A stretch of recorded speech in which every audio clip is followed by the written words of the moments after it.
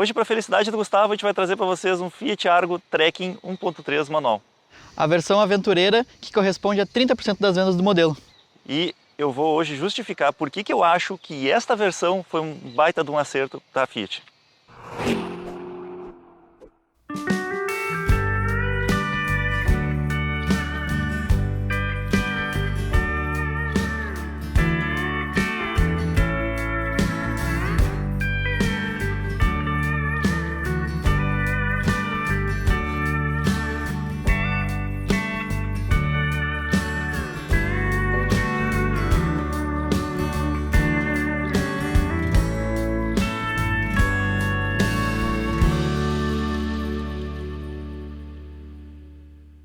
Como já é de costume, antes da gente mostrar o carro para vocês, eu queria apresentar o dono do carro. Anderson, prazer em te conhecer, cara. Obrigado pela oportunidade aí. Claro, com certeza. O Anderson é mais um inscrito do canal que nos ofereceu o carro. Quando ele mandou mensagem dizendo que tinha um Argo, eu falei, quero. Óbvio que sim, né? Não tenha dúvida disso. Mas vamos mostrar o carro então? Vamos lá. Lançado no início de 2019, o Fiat Argo Trekking veio para ocupar o seu espaço dentro dos crossovers nacionais. Hoje eu quero mostrar para vocês que essa versão aqui, apesar de ter sido muito criticada no lançamento, está dando muito certo, pelo menos em vendas. E vou explicar também por que isso está dando certo. Afinal de contas, a princípio, quando a gente olha para ele, ele parece só um Argo 1.3 Drive adesivado e com alguns apliques diferentes. Mas na verdade, ele tem umas diferenças sutis que fazem dele uma versão muito especial. E isso está se refletindo no sucesso dele e que está realmente trazendo as vendas do Argo para cima. E eu queria apresentar para vocês o nosso novo parceiro aqui do canal, a Clauê Corretora de Seguros. Eles são uma empresa com mais de 10 anos de mercado, eles fazem cotações online, que são muito interessantes na hora de tu escolher o teu próximo carro, e eles também trabalham com as melhores seguradoras do Brasil.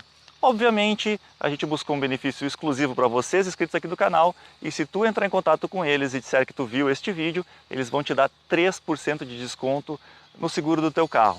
Ou seja, aproveita mais este benefício exclusivo para vocês inscritos aqui do canal.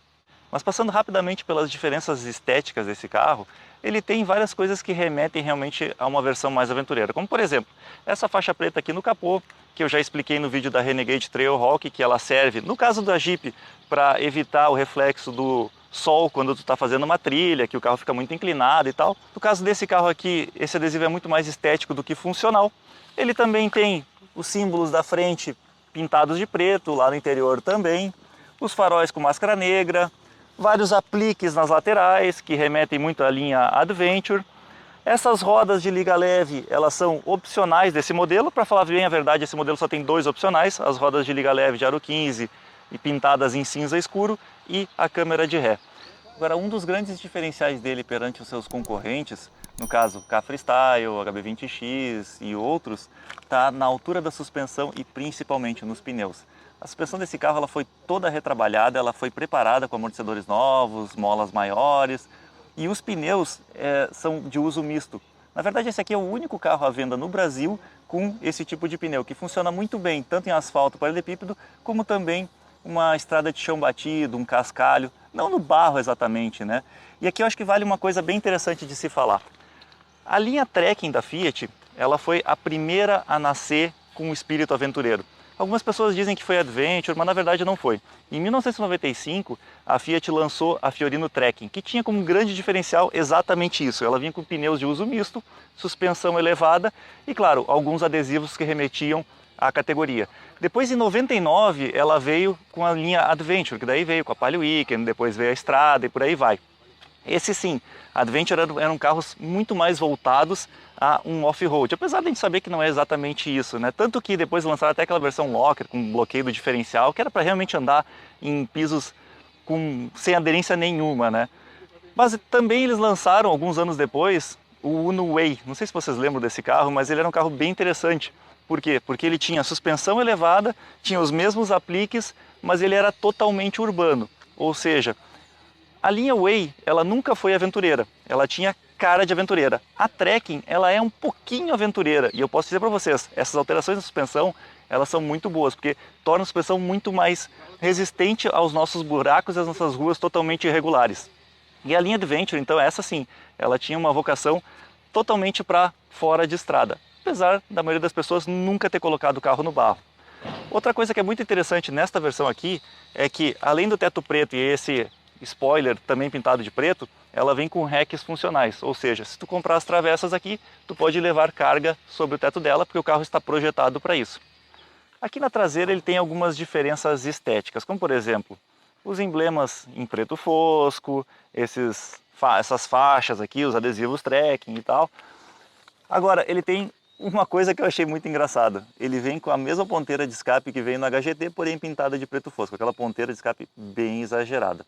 Também vem com sensor de estacionamento e eu já tinha falado para vocês, a câmera de ré ela é um dos opcionais. Eu não falei os preços, né? Esse carro aqui estava sendo anunciado a 60 mil reais. Hoje, se tu for na concessionária com estes acessórios, que são na verdade só dois, tu encontra um pouquinho mais de 63 mil reais. É um valor um tanto quanto salgado e por isso muitas pessoas torceram o nariz quando ele foi lançado.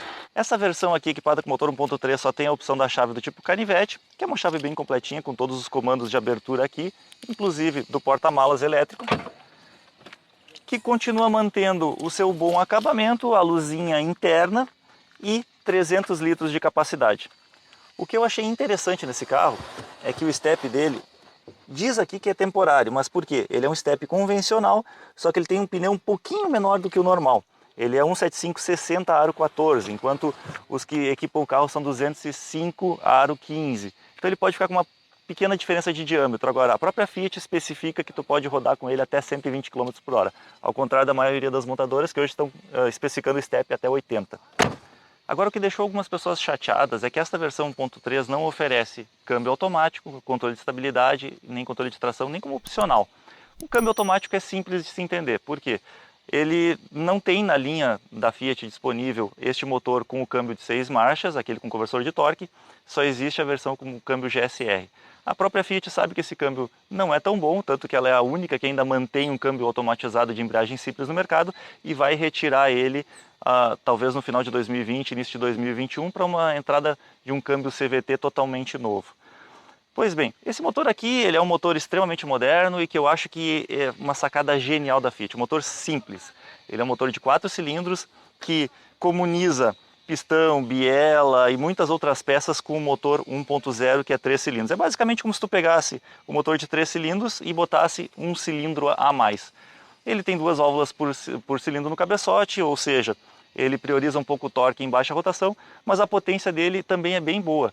Ele tem 101 cavalos a gasolina, 109 a etanol e o torque dele 13,7 andando a gasolina e 14,2 a etanol. Ou seja, são números muito bons comparados com a litragem que esse motor aqui oferece. E analisando o sucesso de vendas deste carro aqui e também as exigências que os consumidores estavam fazendo, a Fiat lançou uma versão que custa R$ 9 mil a mais, equipada com motor 1.8, câmbio automático de 6 marchas e também vem com alguns outros opcionais, como por exemplo, controle de estabilidade, tração, o limpador automático dos para-brisas, faróis automáticos e algumas outras coisas que eu quero mostrar para vocês lá dentro.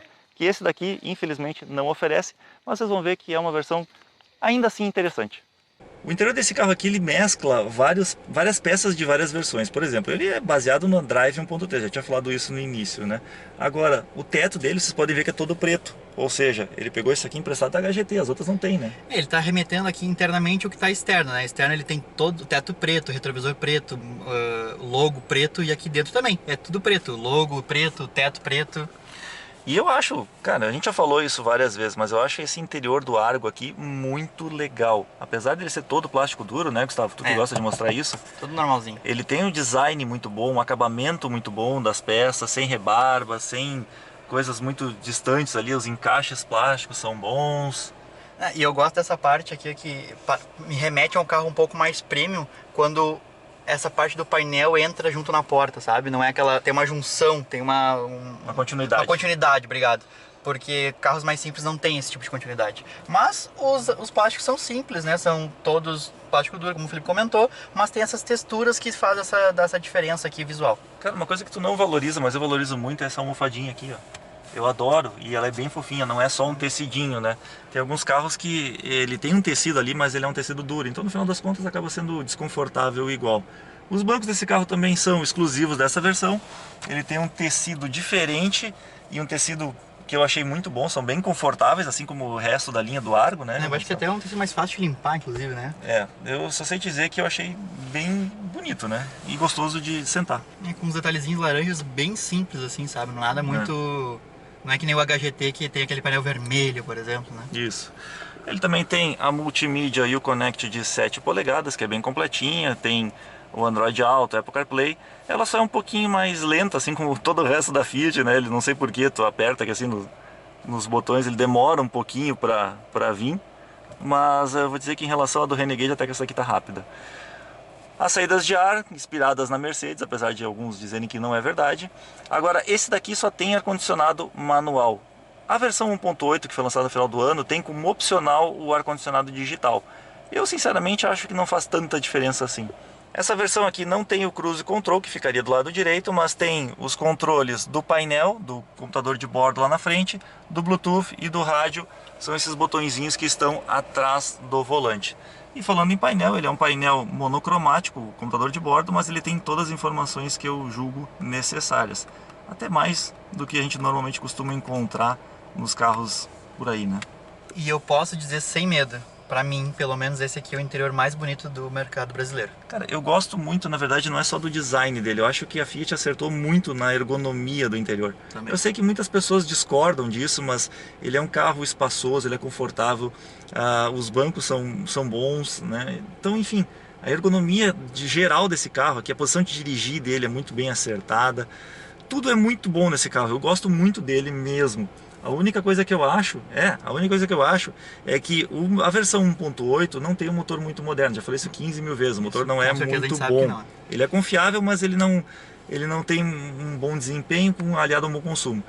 Agora, quando vier as versões com motor Firefly Turbo, que estão previstas aí para daqui a uns 2 anos, mais ou menos aqui no Brasil, que vai começar com certeza pela linha mais premium, né? Talvez Compass, Renegade e tal.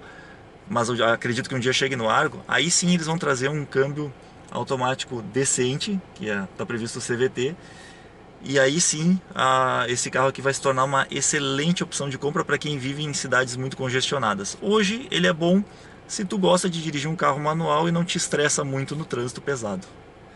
Ele tem a alça de mão, que inclusive é preta nessa versão. Tem espelho cortesia, luzes individuais de leitura, que também tem um acabamento um pouco mais escuro, e ele não tem o espelho fotocrômico, que é opcional na versão 1.8.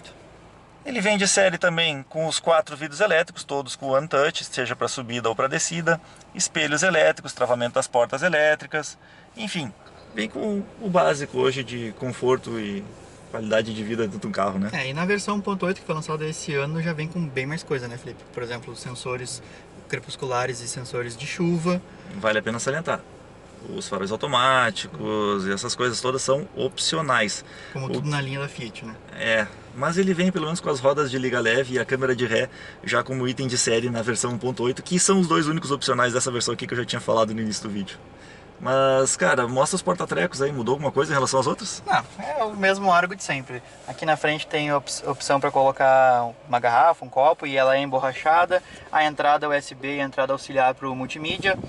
Do lado da porta tem um porta-trecos muito pequenininho, que quase não dá para colocar nada. E aqui atrás tem mais um porta-garrafas com mais uma entrada USB.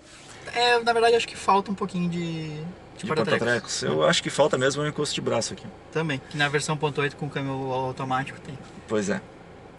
Tá me parecendo que a versão 1.8 é melhor, né? É mais caro também, né? Um pouquinho. Vamos olhar lá atrás do espaço interno? Vamos lá. Bom, aqui também é exatamente igual a todas as outras versões que a gente já testou antes. O banco é confortável, tem encosto de cabeça para os 3 ocupantes, cinto de 3 pontas. O espaço dele é razoável em relação ao tamanho do carro. Por exemplo, eu com 1,81 m não estou encostando no banco, deve ter 1,5 dedo aqui do banco do motorista. Do teto, eu acho que mais uns 2 dedos aqui da minha cabeça lá em cima. Tá bom, né? Tá bom, e como tu falou do encosto de cabeça e do cinto 3 pontos, é importante salientar que esse carro teve nota 3, teve 3 estrelas no Latin NCAP, e o principal motivo disso é porque ele não tem controle de tração e controle de estabilidade. Não conseguiu passar dessa nota 3. Na verdade, ele até tem como opcional nas versões mais caras, mas na época que ele foi testado, o protocolo exigia que a versão mais vendida tivesse pelo menos como opcional. A partir deste ano de 2020, todas as versões têm que ter para ter a nota máxima, senão tu já perde ponto também. Agora tem uma coisa que eu não gostei aqui, Gustavo. Não tem a luzinha traseira. Para quem tem filho sabe que isso é um inferno. Mas aí, vamos andar? Vamos andar? Vamos andar. Padrão já, né? Fieteiro raiz aqui, se ele não saísse dirigindo ele ia ficar muito chateado. Então, vai lá, taca ele pau. Antes de sair, óbvio que o carro tem De altura, não tem de profundidade. Não tem, Felipe. Não tem. Profundidade. Tá bom. E se tu não é inscrito aqui do canal, te inscreve, compartilha, curte, que nos ajuda bastante. Se quiser nos ajudar um pouquinho mais ainda, nós temos também a área de membros. Ela traz conteúdos exclusivos, então assim, né, lógico, a gente tem que sempre dar um retorno para vocês que nos apoiam. Se tu não quiser participar, não tem problema. O conteúdo normal da semana vai continuar aparecendo para vocês. Vamos lá? Vamos embora. O que eu sempre falo desse carro, e que todos os carros da linha Fiat estão, é o volante muito leve. A direção é muito leve, a direção elétrica deles é absurdamente leve, parece estar quebrada de tão leve que é. E eu também canso de falar isso, mas eu gosto muito do conforto desse carro. E aqui é que eu acho que que ajuda a justificar aquilo que eu estava falando no início. Por que esse carro aqui foi uma grande acertada da Fiat? Não só pelas vendas, mas sim pela proposta dele como um todo.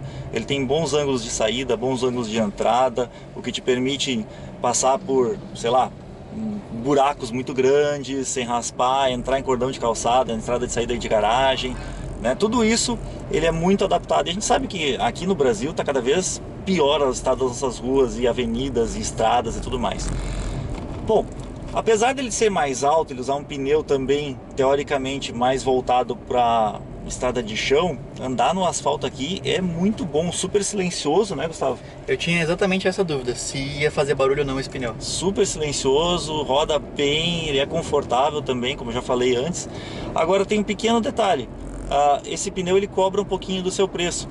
Não é a altura do solo maior que aumenta o consumo, mas esse carro aqui ele tem um consumo um pouquinho maior do que as versões com pneus mais voltados a asfalto, que seria totalmente normal. Ele agarra um pouco mais. Então, espere encontrar aí em torno de 1 km por litro a mais de consumo nesta versão do que as outras. Apesar disso, o Anderson consegue uns bons números dentro da cidade. Estávamos falando aqui que andando, claro, bem na boa, sem muito trânsito, em torno de 11, 11,5 a gasolina, e na estrada 15, 15,5 também em velocidade bem moderadas, né? Eu acho muito bom isso. Claro que é bom, não tem dúvida. Óbvio que não dá pra, não posso deixar de citar o engate da Fiat, que não é dos melhores, né? Eu quero ver, eu tô curioso. Mas eu ainda consigo engatar, o Felipe às vezes nem engatar não consegue. Você me chamou de barbeiro agora. E no geral, como o Felipe falou, a suspensão eu acho muito bem acertada. E para nossas ruas, suspensão mais alta é bom. E o público entendeu isso, tanto é que o carro tá vendendo muito bem, né? Essa versão tá vendendo muito bem. Por quê? Porque eu acho assim, esse aqui é um legítimo crossover, ele não é anunciado pela Fiat como um SUV, um compacto, como acontece, por exemplo, na Renault, que vende o Stepway, que é um concorrente direto dele, como sendo um SUV. Cara, o Stepway não é um SUV, ele é um crossover, é um hatch com pneus maiores e uma suspensão mais elevada. Pois bem, esse aqui e todos os seus concorrentes, eles estão bem posicionados pro nosso tipo de necessidade. Eles não são exageradamente grandes, são mais eficientes no consumo de combustível. Então eu acho que esse tipo de carro aqui é o que deveria ser trabalhado por todas as montadoras e não aquelas, literalmente, caixinhas grandes e caras que não oferecem nada a mais do que esse aqui. Tá, Felipe, mas tu quer dirigir? É óbvio que eu quero, né, cara? Quer dirigir um Fiat? Sim. Vai engatar as marchas? Eu já gostei de várias coisas nele, agora eu quero andar nele para ver se ele é bom mesmo. Agora, uma coisa que é legal nesta versão aqui é que ele não vem com o sistema de start-stop do motor. Mas ele economiza combustível. Cara, na verdade, a economia é muito pequena, serve mesmo para te dar um desgaste maior de motor de arranque e bateria. Mas, Gustavo, eu gostei muito desse câmbio aqui, cara. Tu tá falando que o câmbio é o da Fiat normal, meu, não é, cara. Não é, esse câmbio aqui tá com um engate bom. É lógico que não se compara com aquele do Focus que a gente testou, que era, pra mim, o melhor câmbio que eu andei em manual até hoje. E os da Volkswagen também são muito bons, né? Agora, em relação aos outros Fiats que a gente andou, esse aqui eu achei bem legal, cara. Mas é que ele é bobão, ele é meio bobão. Ele é meio borrachudo, assim. A embreagem é extremamente leve, o freio dele achei muito bom. O torque do motor em baixa rotação é excelente também. A potência não é nada demais, mas também é o que tu precisa, né? Ninguém aqui é piloto de corrida, então não precisa mais do que isso. Se tu estiver carregado numa estrada, tu consegue fazer uma ultrapassagem com segurança, então tá mais que bom. E o seguro dele, Gustavo? Seguro, o Anderson fez o endosso, né, do outro carro para esse aqui, mas ficou na média de R$ 1.800. Eu acho interessante, né? Não é um valor tão alto, considerando o valor do carro. O carro mais de 60 mil reais, o carro, né? 1.800 tá... Quanto é que foi avaliado o preço do teu? Do meu carro? É, Do seguro? o seguro. Não, eu já posso falar para eles já? Claro, conta. 2.900 o seguro do meu carro. Não, 13.200 na tua corretora antiga, na Clau Elite, conseguiu uma redução para 2.900. Não precisa contar o teu carro ainda, porque nós vamos contar essa história daqui a pouquinho para vocês. A Fiat também tem as manutenções programadas desse carro, só que até 50 mil quilômetros a gente pegou os valores, que vai dar R$ 2.600. Tem mais... Passa para perto de R$ 3.000 enquanto tu chega nos 60 mil quilômetros, né? E isso é um valor que a grande maioria das montadoras está praticando, né? R$ 3.000 é um valor que todo mundo está usando aí nesse tipo de carro. É ótimo, e tem, claro, aquela grande vantagem da Fiat de ter peças disponíveis em praticamente qualquer lugar do Brasil, por causa da rede de concessionárias e também nas autopeças. Então o mercado paralelo também tem muita coisa disponível para esse carro. E é um carro que não costuma dar muita manutenção. Eu acho que a Fiat trabalha muito bem na linha comum de entrada. De carro simples, né? De carro simples. Ela se perde um pouco na linha de carros premiums, né? Que a gente sabe, Maréia, Linea, Tempra, todos eles foram carros mais problemáticos. Então realmente esse aqui é um carro bom de se comprar por causa disso. É um carro que é confortável, atende bem as nossas ruas esburacadas, tem um custo de manutenção baixo. Afinal das contas, eu achei uma baita dentro da Fiat. Só faltou para esta versão aqui o câmbio automático, que depois veio na 1.8. Tá, Gustavo, o que tu achou desse carro, cara? Cara, não é porque é Fiat, mas eu gostei, achei bom. Eu acho que a Fiat vai começar a vender mais ainda esse carro quando realmente trouxer o motor turbo, o Firefly Turbo, porque todas as outras montadoras já têm, todas não, mas a grande maioria tem já os motores turbo. Então vai ser um diferencial, porque o motor 1.8 realmente não é um motor muito antiquado, onde o desempenho não é muito bom e o consumo é muito alto. E essa versão aqui, como o Felipe já comentou, mais altinha para nossas ruas, é perfeita. E se o cara quiser meter num barrinho ainda, tem um pneuzinho que ajuda também, né? Mas tu tinha, por exemplo, que ir pra fazenda, pro sítio, vai tranquilo com ele, né? Quem nunca viu aqueles vídeos do Uno Way, que é a suspensão mais alta, passando por lugares que nem os 4x4 não passavam, né? Pois é. Eu acho que a única coisa que a Fiat precisa trabalhar nessa nova geração, ou quando vier o novo motor, não sei se vai vir uma nova geração ou não, é a questão da segurança. Hoje 3 estrelas tá pouco, né? Todos os seus concorrentes já estão com 5 estrelas Latin Cap. E segurança nunca é demais, a gente nunca quer se acidentar, mas quando se acidentar eu gostaria de estar dentro do carro o mais seguro possível. Bom galera, se vocês tiverem mais alguma dúvida, alguma pergunta, faça aqui embaixo nos comentários. Eu queria agradecer o Anderson pela oportunidade, cara, obrigado mesmo, show de bola. Se vocês é que fazem o canal acontecer, né? Se não fossem vocês a gente não existiria. E eu acho que é isso. Valeu galera. Valeu pessoal. Será que os cavalos vão latir? É, vão latir. Os cavalos vão latir, essa é boa. Pra felicidade do Gustavo, hoje a gente vai gravar um Fiat, é isso? E o pior é que nem fui eu que fui atrás. Vieram atrás de nós. Mas chama, né, cara? Fieteiro, raiz é assim mesmo. Hoje, pra felicidade do Gustavo, a gente vai trazer um Fiat Argo Trekking 1.3 manual. Agora não ficou feliz? Eu falei agora, falhei. Não ficou feliz. Olha aí, olha o parceirão aí. Tá bom? Felipe elogiando o Fiat. Acontece. Deixa eu chegar mais ali, eu te dou pra dirigir. Ui, tu me dá pra dirigir? Eu tenho que aguentar. Mas tchê, se tu aguentou até aqui é porque tu deve ter gostado desse vídeo, né? Então não esquece de dar teu like, compartilhar ele, mostra pros teus amigos e te inscreve aqui no canal. Nós também temos o Instagram, onde a gente coloca fotos diversas, coisas que a gente está gravando, coisas que não costumam vir aqui para o YouTube. Tem a seção de membros, onde também tem assuntos específicos, conteúdos exclusivos e a nossa página no Facebook. Esperamos vocês lá.